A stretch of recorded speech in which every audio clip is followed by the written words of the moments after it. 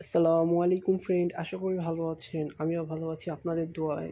আজ আমি যে আমার বারান্দায় যে দেশি মুরগিগুলো পালতাম ওগুলা আজকে বের করেছি। অনেক দিন ধরে ওরা রোদ পায় না, তো তার জন্য আজ ওদের বের করেছি, বের করে ছাদে নিয়ে আসছি। আর আমার যেই দেশি মুরগির বাচ্চা, এগুলো সব দেশি মুরগির বাচ্চা না, একটা মাত্র দেশি মুরগির বাচ্চা, ওই বড় মুরগিটার বাচ্চা একটা।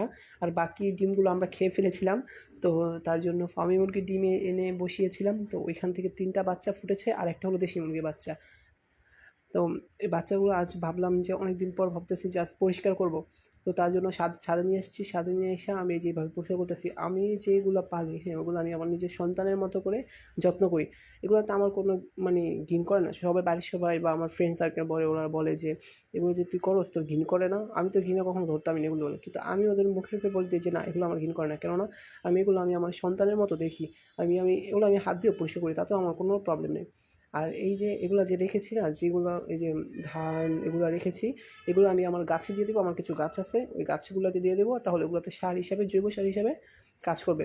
তো তার জন্য আমি ওগুলা এই যে এখন এই যে যেটাতে আমি ঘষলাম মশলাম ওইটা আমি এখন ঠেলে দিলাম। এই যে এখন আমি এগুলো নিয়ে ওই যে ওইখানে রেখে দিব। পরে বিকাল যখন হবে, গাছে যখন পানি দিতে আসবো, তখন আমি এগুলো দিয়ে দিব।